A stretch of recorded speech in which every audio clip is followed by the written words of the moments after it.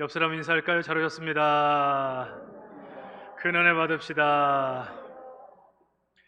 이 코로나가 우리가 예상한 것처럼 날씨가 추워지면서 제3차 유행 조짐을 보이고 있습니다. 그래서 사회적으로 좀 뒤숭숭하고 수도권은 2.5단계 그렇게 진행을 해서 모든 생업과 어려움들이 있어지는 과정 속에 있고, 거기다가 오늘 또 날씨도 추워져가지고 더 위축이 되는 그러한 주일입니다. 그러나 제가 한 주간 동안 기도하면서 들었던 생각 중에 하나는 뭐냐면, 결국 이 시기는 다 지나갑니다. 지나가고 이제 치료제 나오고 백신 나와서 결국 코로나를 옛날 이야기하는처럼 할 때가 반드시 올 겁니다.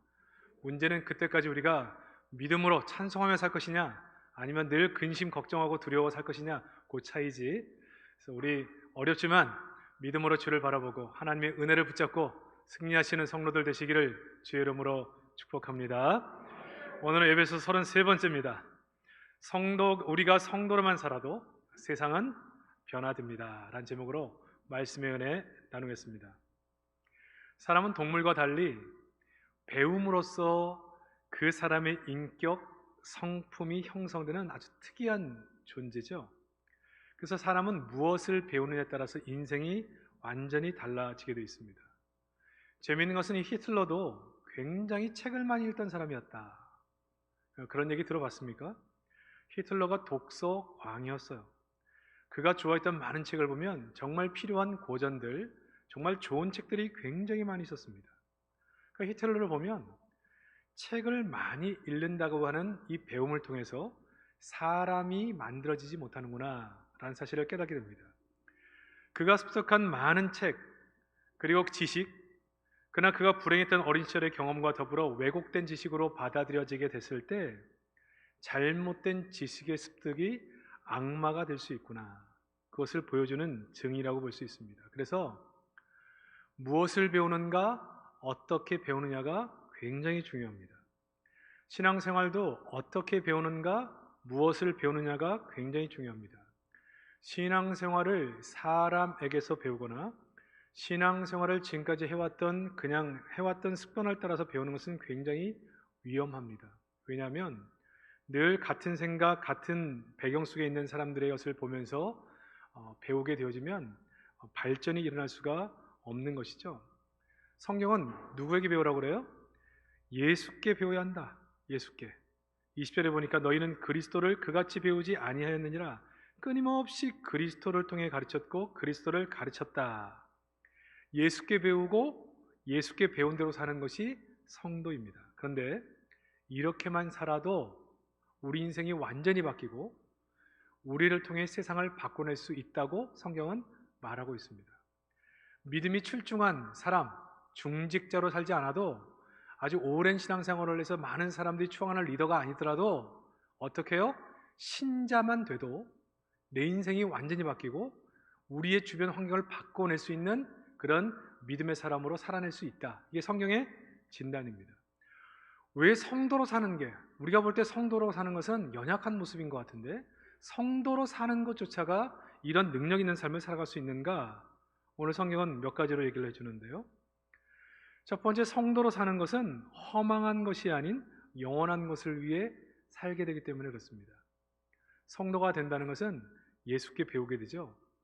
예수께 배운 것 중에 에베소서 가르쳐 주는 것은 영원한 것을 위해 사는 것을 우리에게 가르쳐 주고 있습니다. 오늘 보면 20절에 그리스도를 그같이 배우지 아니했다. 그같이, 이방인들이 사는 허망한 것 같이 우리의 인생을 책임지지 못할 것들에 인생을 걸고 이렇게 어렵고 힘든 때 무당들한테 가서 우리 인생이 어떻게 되겠습니까? 흥하겠습니까? 망하겠습니까? 이번 수능에 우리 아들 붙겠습니까? 떨어지겠습니까? 그런 허망한 인생으로 살지 않는다는 거예요. 인생을 살다가 잠시 다 없어지는 것, 그 권력, 세상을 주무르는 권력, 여러분 이 권력의 맛을 잘 모르시죠? 어떤 분은 한번 가져보고 후회받아 좋다했다고 얘기하는 분들이 있는데 힘 좋습니다. 정말 힘을 가지면요 정말 세상이 다 자기일 것 같아요. 근데 문제는 오래 안 간다는 거예요. 돈이요? 있다가도 없습니다. 여러분 돈 많이 가지고 있어도 영원할 것 같아도요 한 번 사고 치면 다 없어져요. 제가 얘기했잖아요. 저희 외가 쪽에 있는 분들이 대부분 다 재벌 가의 사람들이었는데 그런 쪽에 시집을 가거나 다 살아서 뭐 재산을 말할 수도 없어요. 근데 그 재산 잃어버리는데 딱 30년이면 족하더라고요. 30년. 사람이 문제예요, 사람. 사람이 그 수많은 재산을 잃어버리는데 딱 30년 걸려요. 30년. 30년도 오래 간 거지, 사실은. 허망한 것들이 허망한 것들. 우리가 어떤 지위가 있어요. 여러분, 우리 정년돼서 퇴임하면요, 다 평준화됩니다. 뭐 대기업의 이사, 아파트 관리해요. 그냥 그렇게 살아요, 그냥. 그러니까 다 허망한 거예요, 허망한 거. 우리가 예수께 배운 것은 이같이 배우지 않았다. 허망한 것을 위해 살고 우리 인생을 걸지 말아야 될 것을 걸는 그렇게 배우지 않았다는 거예요. 예수님이 우리에게 가르쳐 준 게 뭡니까? 에베소를 통해서 계속 강조하는 것이 간단하게 얘기하면 우리가 거룩하고 흠이 없는 온전한 사람, 그리고 예수를 닮은 사람이 되는 거죠. 그리고 또 한 가지는 교회를 향해 주신 말씀은 하나 되게 하신, 성령이 하나 되게 하신 교회의 그 하나됨을 힘써 지키는 것이고, 그리스도의 머리 되심과 우리가 그리스도의 그 지체됨, 머리의 지체됨을 통해서 성도들과 함께 순종을 배워가고 하나됨을 배워가는, 이것이 하나님의 계획이에요. 그러니까 이 배움에 대해서 명확한 인식을 가진 사람들은 신자가 되는 것이 이거잖아요. 신자가 되는 것이 이렇게 산다는 것이잖아요. 이거를 제대로 배워서 사는 사람에게는 이 땅의 삶이 완전히 다르다 하는 것을 얘기하는 겁니다. 코로나 때문에 수많은 사람들이 힘들어하죠.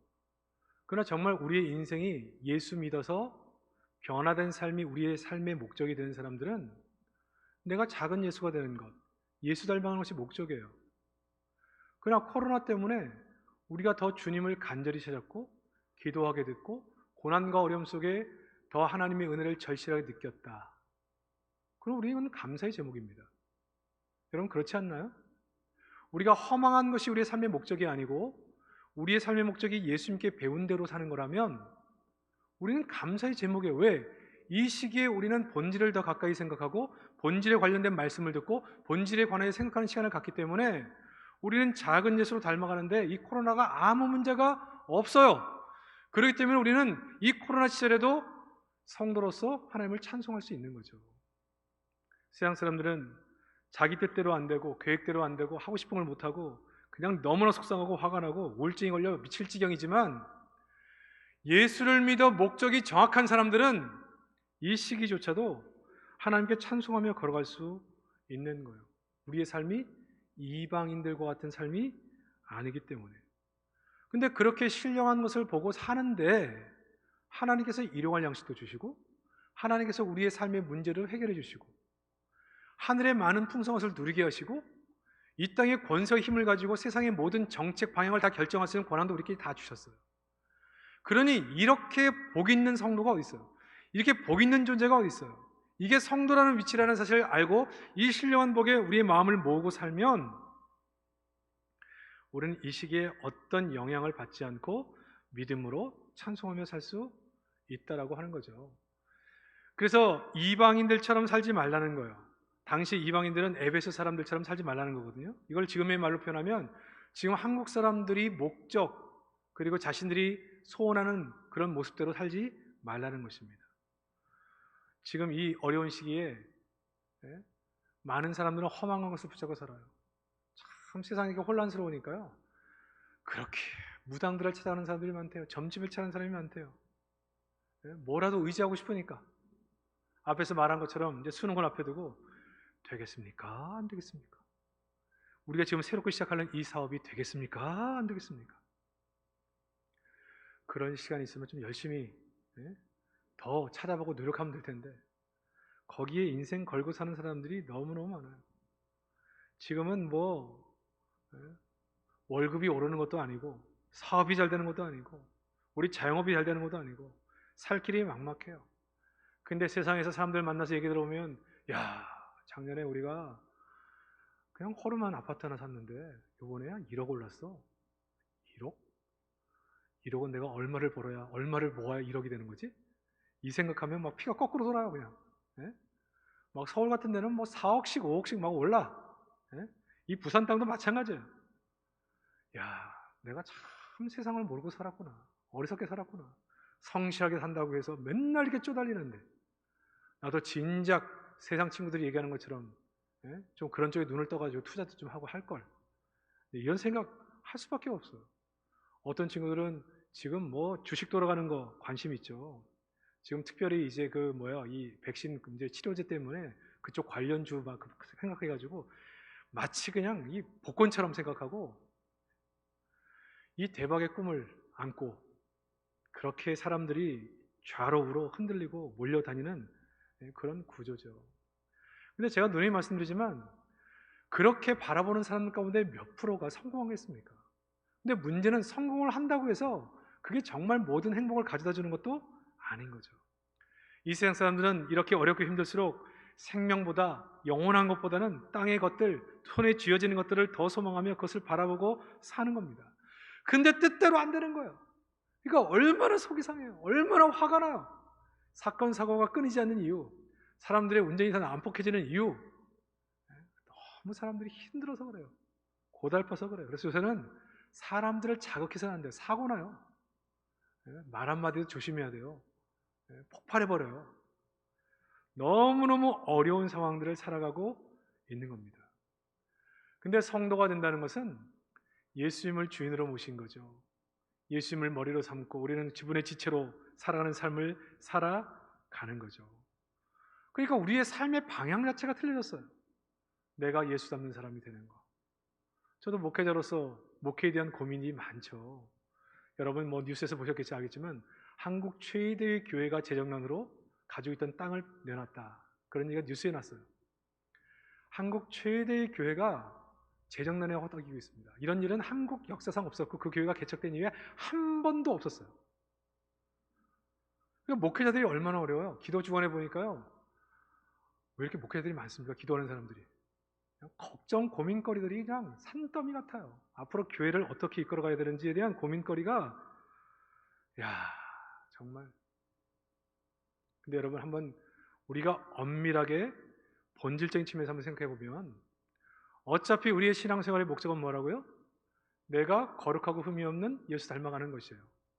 교회 하나됨을 이뤄가면서 예수 그리스도가 주인 되심, 머리 되심을 고백하며 그렇게 사는 것이고 우리 성도들끼리는 하나됨을 이루기 위해서 그 안에서 기도하며 하나되기 위해 사는 것이고 맡긴다면 헐어가는 것이고 장점은 나누고 단점은 보완해가면서 받아가면서 이 안에서 훈련돼서 세상 나가서 예수님의 주인 되심을 고백하며 사는 것이 우리 인생의 목적이에요.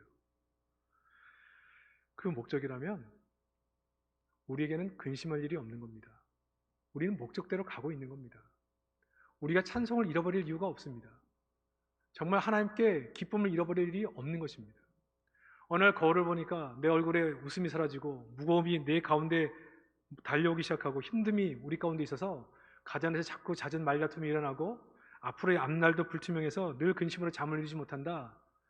이때마다 우리는 뭘 생각하라고요? 내가 신자가 된 것이 어떤 의미인가를 깊이 생각하는 거예요. 예수를 믿는다는 것은 예수님을 나의 구주로 모셔서 이미 에베소에 다룬 것처럼 하늘의 모든 것을 누리는 존재가 됐을 뿐 아니라 그리스도가 나를 하늘 보좌 우편에 함께 앉히심으로 세상을 다스리시고 또 기도하는 그리고 움직이고 결정하는 자리에 있게 하셨고 그런 과정에서 이 땅에 필요한 모든 것을 공급하시는 은혜를 주신 사람들이다.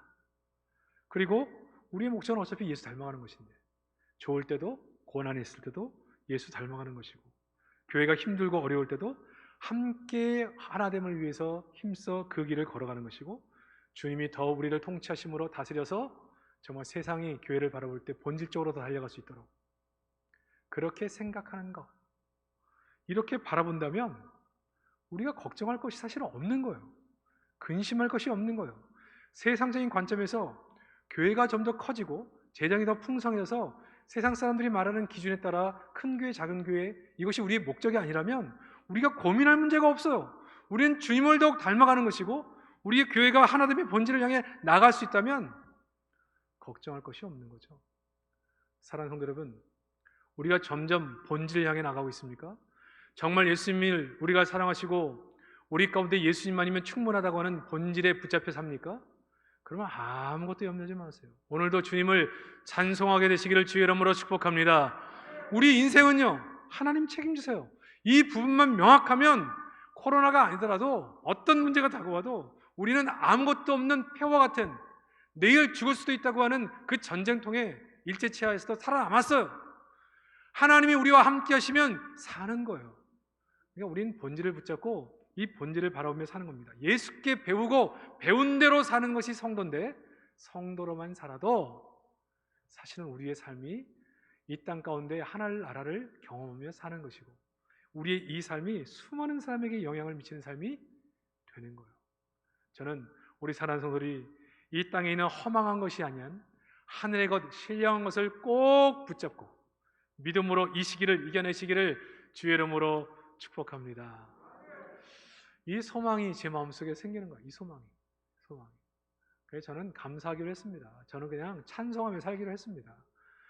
저희가 이 연말에 이제 참 고민하면서 이 다니엘 세례 기도를 통해서 어떻게 우리 성도들과 함께 기도하며 내년을 준비하고 어떻게 할 것인가 막 계획하고 있는데 갑자기 2단계 딱 시작이 된 거예요. 그러니까 이 머리가 막 혼란스러워요. 그럼에도 불구하고 하나님께서 우리에게 허락하신 계획과 그 길은 변함이 없다, 이 생각을 딱 가지고요, 그냥 찬송하며 주어진 여건 하에서 하나님을 바라보며 믿음으로 걸어가기로 한 것입니다. 사랑하는 성도 여러분, 우리 하나님은 우리를 한 번도 실망시킨 적이 없으신 너무나 좋으신 분임을 믿으시기를 바랍니다. 그러므로 우리의 마음속에 신자로만 살면 된다, 신자로만 살면 된다, 이 마음을 가지셔서 오직 성도로서 승리하시게 되기를 다시 한번 주의 이름으로 축복합니다. 두 번째는, 성도로 산다는 것은 거듭난 삶을 실제화하는 것입니다. 여러분, 이 실제화라는 말이 너무너무나 중요해요. 우리가 예수 안에서 어떤 진리를 배웠습니까? 22절 24절 사이를 보면 너희는 유혹의 욕심을 따라 썩어져가는 구습을 따르는 옛사람을 벗어버리고, 예수 만나기 전에는 옛사람으로 살았습니다. 구습을 따르며 살았습니다. 옛사람, 구습을 따르는 것은 하나님 없는 사람이죠. 그냥 자기 힘으로 사는 삶이에요. 근데 23절 24절을 보니까 우리는 심령이 새롭게 됐습니다.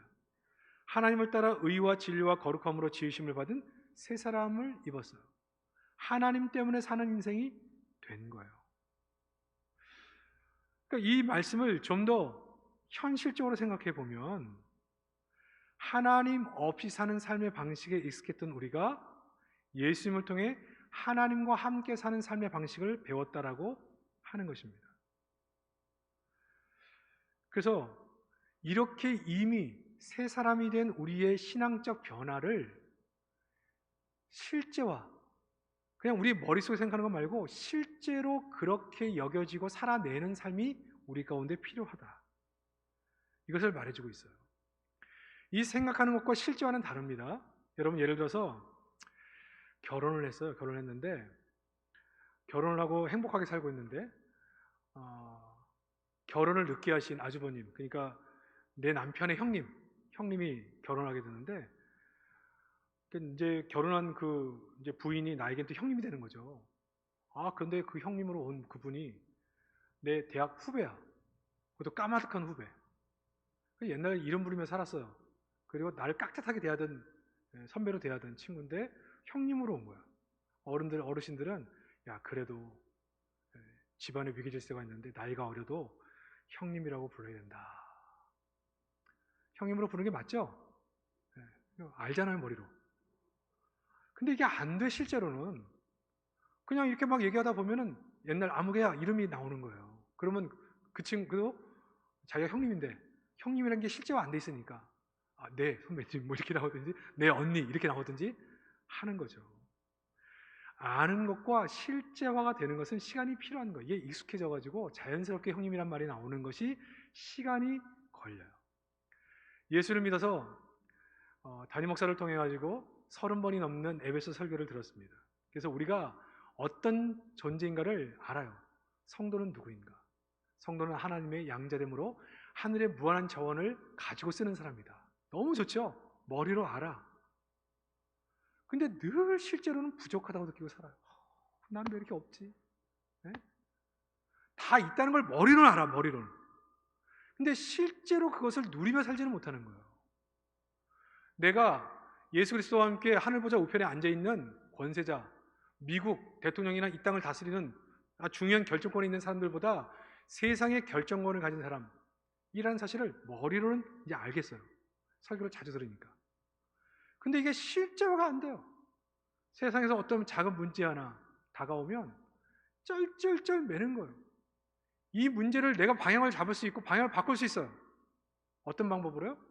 어전 회의에 참석해서 기도하는 자리에 들어가서 이 문제를 바꿔낼 수 있어요. 머리로 이해가 됐어요. 근데 실제화되는 데는 시간이 걸리는 거예요. 코로나 이거 곧 지나갈 것이고 하나님께서 이 어려움 속에 우리를 도우신다는 걸 알아요. 근데 이게 실제화가 되질 않아서 실제로 너무 힘든 거예요. 이 실제화하는 작업이 돼야 이게 복음의 능력이 나타나는 거거든요. 성도로서의 능력이 나타나는 거예요. 예를 하나 들어볼까요? 시편 42편 5절에 보면 내 영혼아 내가 어찌하여 낙심하며 어찌하여 내 속에서 불안해하는가. 너는 하나님께 소망을 두라. 그가 나타나 도우심으로 말미암아 내가 여전히 찬송하리로다. 내가 어찌하여 낙심하며, 낙심이란 이 말은 NIV 성경 번역에 보면 downcast라고 얘기해요. 이걸 좀 더 쉽게 표현하면 뒤집어진 양이라는 의미를 가지고 있습니다. 뒤집어진 양. 여러분 뒤집어진 양 봤어요? 뒤집어진 양은 스스로 못 일어나요. 그래서 영국에서 유학했던 한 선배 목사님의 말씀에 의하면 많은 목동들에게 그런 얘기를 들었다는 거예요. 양이 뒤집어지면 스스로 못 일어나가지고 발부동 치잖아요.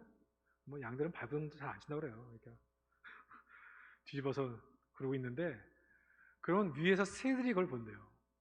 새들 중에서도 이 맹동이 같은 그런 새들은 그걸 딱 보고 야 이제 먹잇감이 생겼구나 해서 그 주위를 빙빙 돈답니다. 그 양이 그렇게 누워가지고 죽을 때까지 기다렸다가 이제 잡아먹으려고 그러는 거죠. 근데 어떤 성질 급한 새들은 와서 막 쪼아서 빨리 죽도록 공격까지 한다는 거예요. 재밌는 사실 하나 들었는데 근데 역설적으로 새들이 공중에 돌면서 양을 공격하면 양의 입장에서 보면 완전히 죽은 거잖아요. 대책이 없잖아요. 근데 그 새들이 도는 것을 누가 보느냐? 목동들이 본다는 거예요. 목동이 그 새들이 도는 것을 보면 어디에 양들에게 어떤 문제가 생겼구나 그것을 안다는 거죠. 그리고 목동이 달려온다는 것입니다. 지금 이 고라다손이라고 하는 사람들이 이 시편을 쓰면서 그러한 역사적 배경, 삶의 배경을 가지고 이 고백을 하는 것입니다. 굉장히 삶이 고달프고 힘들 때 이 시편 기자가 경험했던 그 고달픔, 우리보다 더 깊은 힘듦이죠. 그때 얘기하는 겁니다. 내 영혼아, 내가 어찌하여 낙심하며 어찌하여 내 속에서 불안해하는가. 그럼 불안한 건 당연한 거 아닙니까? 자기가 엎어졌는데 자기 힘으로 일어날 힘이 없어요. 근데 그 와중에 누구라도 한 명 와서 도와주면 되는데 자기를 바로 해줄 사람이 없는 거예요. 근데 그 와중에 자기를 살려줄 사람은 없고 자기를 잡아먹으려고 죽이려고 하는 것들만 빙빙 자기 옆에서 도니 절망이죠. 이럴 때 나타날 수 있는 현상이 뭐예요? 원망이죠. 인생에 대한 원망, 불평. 이게 도대체 뭔가? 그리고 악한 것들에 대한 원망. 근데 역설적으로 뭐라고 고백한다고요? 내가 넘어져 있는 이 모습 때문에, 나를 공격하는 그 대상 때문에 누가 보고 있다고요? 목동이, 하나님이 나를 보고 계시고 달려오고 계신다. 이거를 아는 거죠. 과거의 옛사람일 때는, 구습을 쫓아 살 때는, 세상의 방법, 이방인이 사는 삶의 방법, 허망한 것을 소망하고 살 때는 하나님이 없었어요. 코로나가 왔어요. 생업에 문제가 생겨요. 경제에 문제 생기면 가정 문제 생깁니다. 자꾸 싸워요. 아이들과 자꾸 갈등이 생겨요. 건강에 대한 두려움이 생겨요. 잠도 잘 못 자요. 밥도 잘 못 먹어요. 앞으로 미래는 더 불투명해요. 그러니까 이러한 정책 방향, 정치, 경제, 외교 다 보면 답답해 죽겠어요. 마음에 드는 게 하나도 없어요. 그러니까 세상을 향한 원망불평 할 수밖에 없죠. 세상은 나를 도와주는 사람보다 나를 죽이려고 하는 사람들로 가득 차 있습니다. 나의 위기를 기회로 삼아 일어서려는 사람들로 가득 차 있습니다. 하나님이 계시지 않으니까 원망할 것밖에 없어요. 그러니 화가 나는 거예요.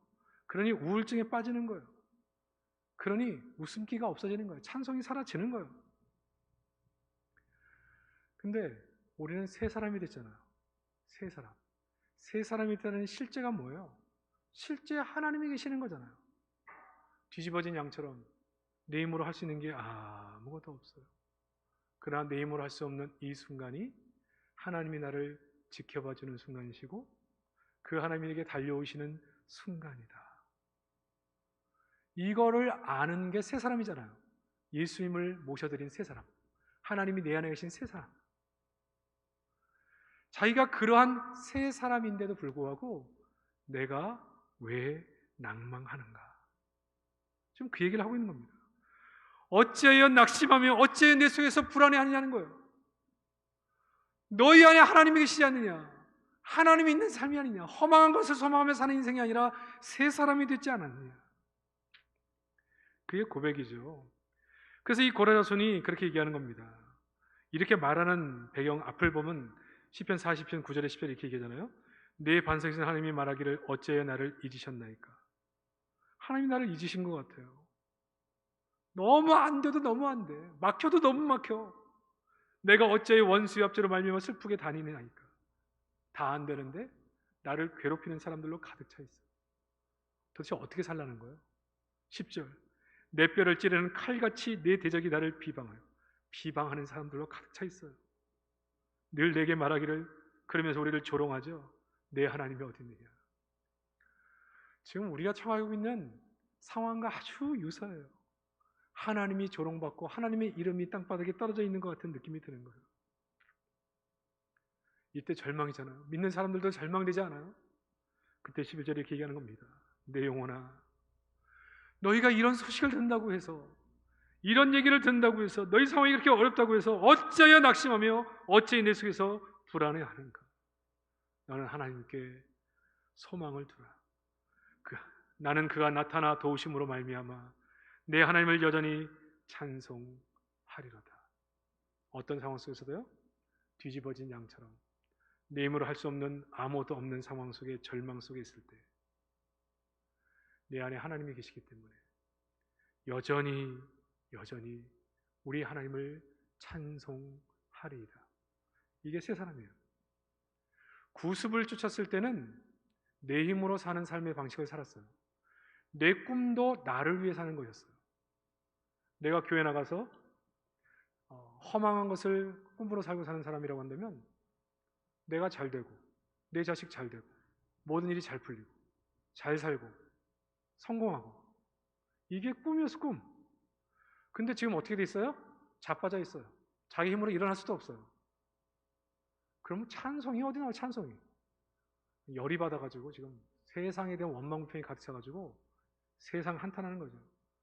그 자기를 잡으려고 하는 새들을 보면서 저주하겠죠. 근데 우리가 어떤 사람이 됐다는 거예요? 예수 믿고 새 사람이 됐다는 거예요. 새 사람. 새 사람은 하나님이 있는 사람. 근데 우리는 하나님이 계시잖아요. 하나님이 우리를 보호하신다는 걸 알아요. 머리로. 하나님이 지키신다는 것도 알아요. 근데 이게 실제화되어 있지를 않아요. 코로나가 다가와서 너무나 많이 힘들고 어려운 순간 속에 우리가 힘들고 어려움이 깊으면 깊을수록 그 우리를 잡으려고 하는 새들을 보고 하나님이 달려오고 있다는 사실을 알고 찬송하는 것이 실제화된 사람이잖아요. 믿음의 실제화. 그러나 만약 이런 실제화가 일어나지 않았다면, 머리로 아는 하나님을 알고 산다면 우리는 여전히 허망한 것을 바라보면서 옛사람처럼, 구습을 쫓아 하나님 없는 사람처럼 원망하며 불평하며 살 수밖에 없다라고 하는 거죠. 사랑하는 성도 여러분, 요즘 많이 어려우십니까? 힘드십니까? 힘들면 힘들수록, 내 힘으로 할 수 없으면 없을수록, 할 수 있는 것이 아무것도 없으면 없을수록 우리의 목자는 그 모습을 보고 우리를 생각하십니다. 우리가 견딜 수 있을런지, 얼마나 힘든 일을 생각하고 그 경중을 따져 훨씬 더 빠르게 달려오시겠죠. 그러므로 우리는 이 어려운 시기를 지나면서도 안심할 수밖에 없는 이유는 우리 안에 이 하나님이 계시고 우리는 하나님을 믿는 성도로 살기 때문에 이 어려움 속에서도 늘 실제화하는 거예요. 너무나 힘들고 어려울 때, 낙심이 될 때, 낙심이 돼서 멍하게 있을 때 말씀을 생각하는 거예요. 그래, 내 힘으로 할 수 없어 넘어져서 바둥거리고 있는 내 모습이지만 주님은 나를 보고 계시지, 달려오고 계시지, 결국 내 손을 잡아주시겠지. 이게 실제화되면서 그 절망의 순간에 찬송이 터지는 거예요. 하나님은 나의 목자시니 내게 부족함이 없으리로다. 이게 신자예요. 여러분, 그러니 우리의 삶에서 정말 신자로 살고 신자의 이 신분이 실제화돼서 우리에게 경험되고 느껴지는 사람들에게는 절망이 없어요. 절망의 장소가 찬송의 장소가 되는 거예요. 힘들고 어려울 때마다 이 말씀을 기억하세요. 하나님이 이 순간 나를 보고 계시지, 달려오고 계시지, 손 내밀어 주고 계시지. 우린 옛사람이 아니라 새 사람이 되었기 때문에 우리는 그렇게 살 수가 있는 것입니다. 사랑하는 성도 여러분, 그래서 신앙이 실제화되는 계기를 가지셔야 돼요. 이 어려울 때 신앙이 이론이 아니라 실제화될 수 있도록. 여러분, 이 공산주의 이론을 만들었던 레닌이 이런 고백을 했습니다. 저는 이 책을 읽으면서도 아주 굉장히 귀한 교훈을 깨달았어요.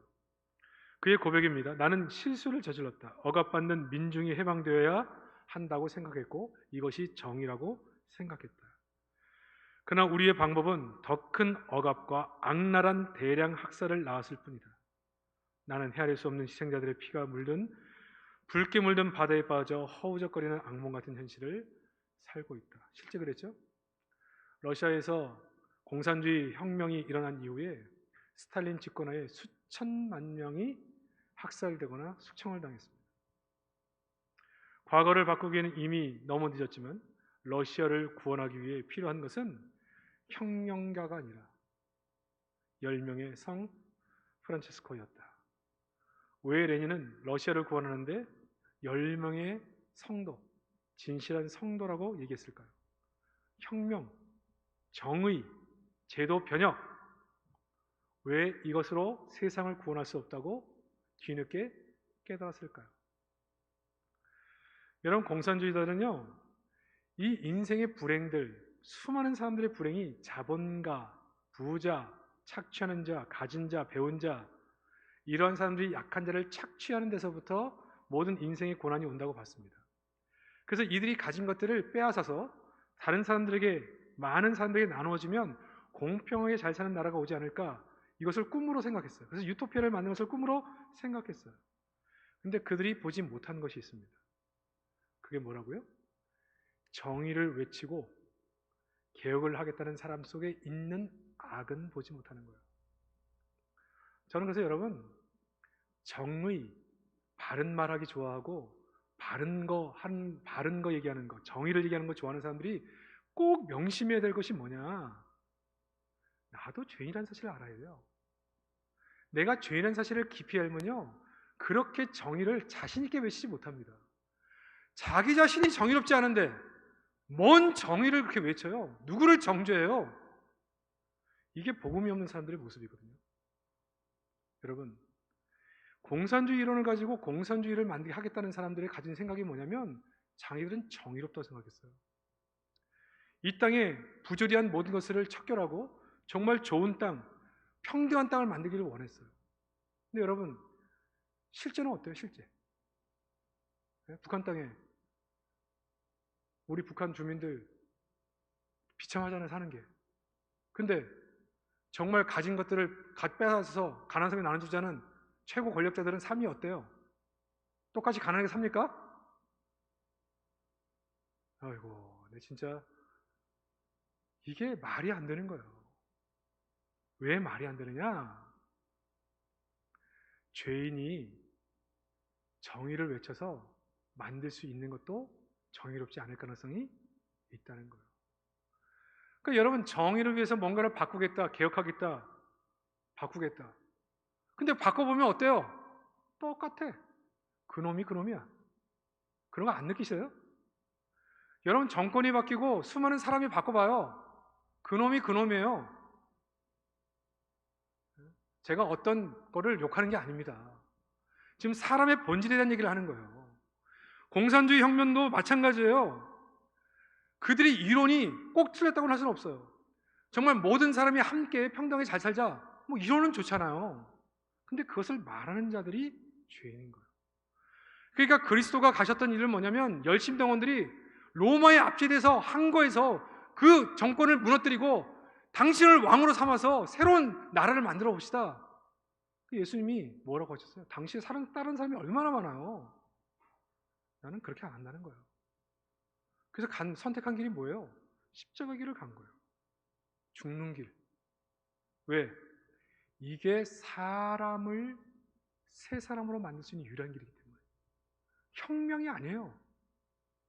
혁명으로 새 사람을 못 만들어. 개혁으로 새 사람을 못 만들어. 사람을 바꿀 수 있는 것은 오직 그리스도의 십자가, 하나님의 은혜밖에 없다는 거예요. 신자로서 자기 인생의 주인이 바뀐 자만이 허망한 인생의 목적이 신령한 것으로 바뀌게 되어지고 참된 인간성이 회복되어지고 그 안에서 새로운 것들이 나오게 되는 거죠. 하나님과 함께 동행하는 인생의 삶이 나오게 되는 것입니다. 사랑하는 성도 여러분, 허망한 것을 위해 살던 우리가 예수님께 배움으로 말미암아 우리 인생에 주셨던 이 신앙의 모든 것이 실제화되는 은혜가 있기를 주의 이름으로 축복합니다. 그래서 인생 살 때 여러분이 어떻게 만들으셔야 되냐면, 늘 내가 어떤 존재인가를 생각하면서 사셔야 돼요. 나는 신자다. 신자는 하나님이 계시지. 어렵고 힘들 때, 이 어렵고 힘들 때 내 곁에 하나님이 계시지, 보고 계시지, 달려오고 계시기, 손 내밀어 주시지. 늘 이거를 응시하고 깊이 생각하고 묵상하며 사는 것입니다. 그래서 이렇게 살아가게 될 때 우리가 신자로만 살아도 내 인생이 바뀌는 거예요. 신자로만 살아도 우리 환경을 바꿔낼 수 있는 거예요. 결국 무엇이 문제입니까? 사람이 문제죠. 사람. 제도, 법, 사람의 사람. 그러니까 예수 믿는 것은, 신앙이라는 것은 사람을 바꾸자는 거예요. 사람. 예수의 사람으로, 험한 것을 바라보는 사람들을 예수를 쫓는 사람으로 바꿔보자. 환경은 그 다음 문제입니다. 여러분, 우리가 돼지에게 새로 분양받은 47평짜리 아파트를 줬다고 생각해 보세요. 그냥 아주 멋있는 실내 고급 장식, 욕실, 황급빛으로 반짝반짝거리는 거, 쿠션 좋은 침대, 소파, 붙박이 옷장, 드레스룸, 싱크대, 아주 최고급으로 해놨어. 그리고 나서 돼지 한 3마리 하루만 지나보세요. 그 고급 아파트가요, 돼지우리 되는 겁니다. 근데 깔끔한 사람에게 돼지 우리 같은 집을 한번 줬다고 생각해 봅시다. 각종 오물이 널려 있고 변반 세간도 없고 어수룩한 싱크대에 그냥 음식 찌꺼기가 쌓여져 있고 대충 걸린 옷까지 바닥에 어지럽게 펼쳐진 이불들, 얼룩진 유리창, 쓰레기통엔 쓰레기가 넘쳐나고 악취가 풍기고, 사람 딱 들어가면요, 하도 못해서 돼지우리 같은 이 집이 깔끔하게 돼요. 훔치고 닦고 두들기고 못을 박고 문지르고 새로운 집이 되는 거예요. 뭐라고요? 사람의 문제예요. 어느 순간 그 집을 가보면 아주 맛있는 커피향이 나는 아주 멋진 집으로 바뀌어져 있는 거죠. 환경 때문에 어렵다고요? 그렇지 않습니다. 여러분, 이 세대를 우리가 살아갈 때 우리가 성도로서만 살 수 있다면, 신자로서만 살 수만 있다면 얼마든지 우리가 사는 이 땅, 코로나 전국화에서도 이 땅을 천국으로 만들어 갈 수 있습니다. 내가 하나님의 사람으로서 하나님을 바라보면서 늘 하나님이 나와 함께 하시는 새 사람으로 이 땅을 살아갈 수가 있고, 이 어려운 환경 속에서도 하나님의 도우심을 바라보며 살 수 있고 하늘의 신령한 은혜를 누리며 살 수가 있고, 이 땅의 문제들도 얼마든지 넉넉하게 바꿔가면서 천국으로 바꾸는 능력이 복음 안에, 어디 안에요? 신자가 되는 삶 안에 있는 줄 믿으시기를 바랍니다. 이 한 주간 신자로서 이 어려움들을 이기고 승리하는 복된 한 주간이 되시기를 주의 이름으로 축복합니다.